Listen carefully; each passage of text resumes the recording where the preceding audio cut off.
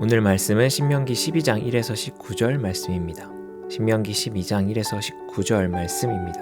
이 중 4절에서 7절까지의 말씀을 제가 읽겠습니다.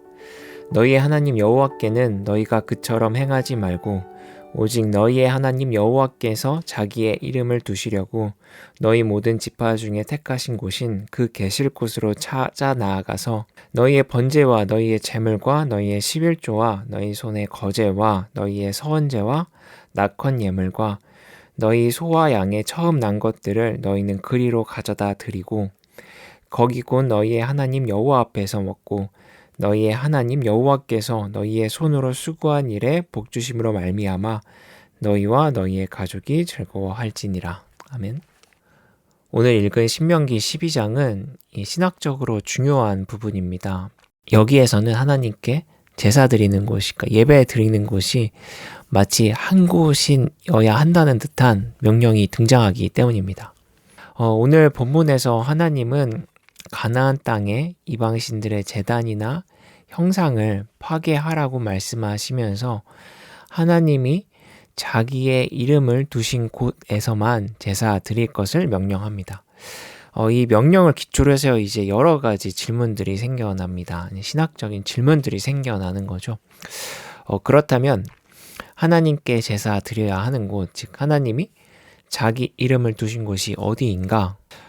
다윗이 계획하고 솔로몬이 지은 그 예루살렘 성전이 있는 예루살렘 그곳인가?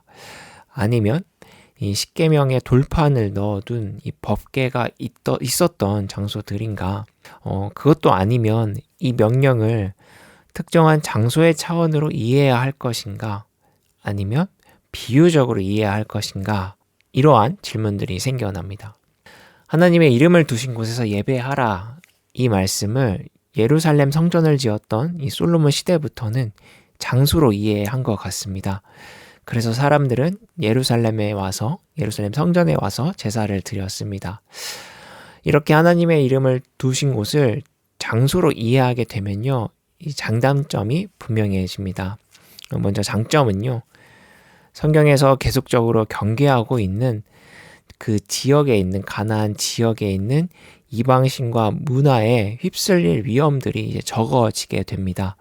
아무래도 이 예루살렘이 중앙에서 통제를 하다 보면 각 지역의 사람들이 각자의 소견대로 제사를 드리며 이방의 신의 제사를 따라하거나 그렇게 따라하다가 그들의 제사에 흡수될 일이 적어지게 되겠죠. 또 이런 장점도 존재합니다. 예배를 한 곳에서 드리면 예배를 통해 이스라엘 민족들이 한 곳에 모일 수 있기 때문에 이 공동체성을 다질 수 있습니다. 제가 읽지 않았지만 오늘 묵상 구절에 보면 하나님의 이름을 두신 곳에서 자녀와 노비 그리고 분깃을 가지지 못한 레위인과 즐거워하라 말씀하시는데 그러니까 소출이 없는 사람들과 함께 음식을 나누라는 이야기죠. 그들과 함께 이야기를 나누고 얼굴을 마주 보며 그 하나님의 백성임을 이제 서로 확인할 수 있습니다. 이렇게 이스라엘 한 민족의 하나님의 백성이라는 공동체성을 서로 느끼게 됩니다. 하지만요, 크나큰 단점도 존재합니다. 예루살렘에서 멀리 떨어져 사는 사람들은 이제 제사를 드리는 게 굉장히 불편해지는 것이죠.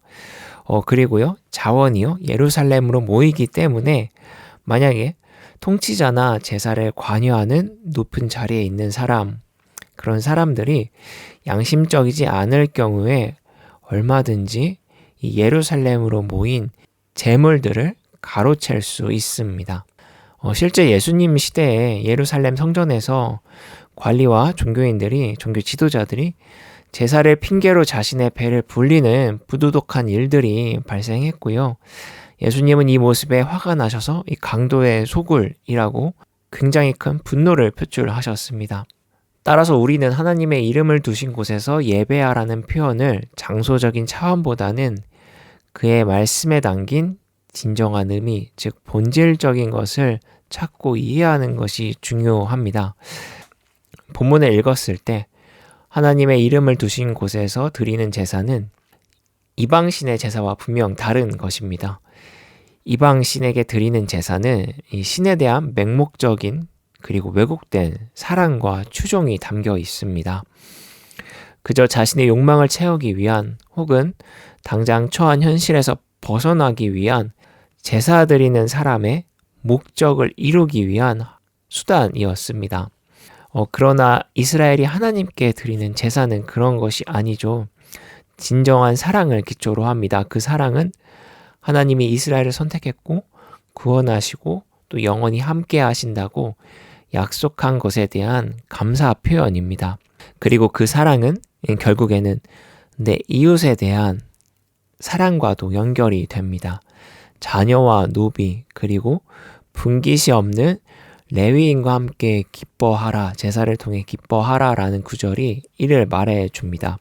결국 하나님의 이름을 두신 곳, 이곳은요, 하나님의 사랑이 발현되는 곳 혹은 발견되는 곳이라 할 수 있습니다.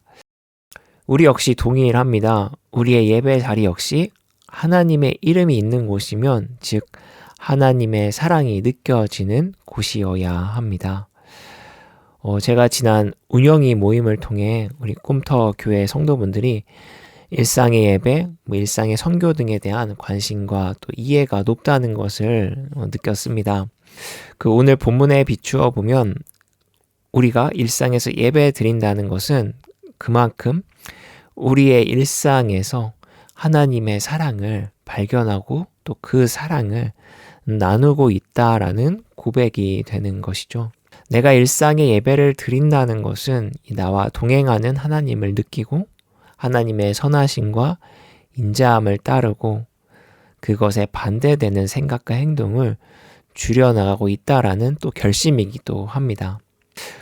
결국 이것은요, 내가 주님의 은혜를 묵상하고 사랑을 실천하는 자리가 곧 예배의 자리라는 말이고요.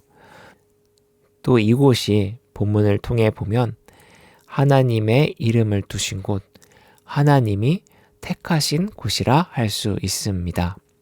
일상에서 예배를 드리니까 교회에서 드리는 예배, 주일 예배, 모임 이런 거 안 해도 되겠네라고 생각하지 않으실 거라 믿습니다. 주일 예배도요, 교회에서 드리는 예배도요, 모임도요, 모두 소중합니다. 그곳이 하나님의 사랑을 찾을 수 있는 곳이기 때문에 그곳 역시, 그 모임 역시, 예배 역시 하나님의 이름이 있는 곳입니다.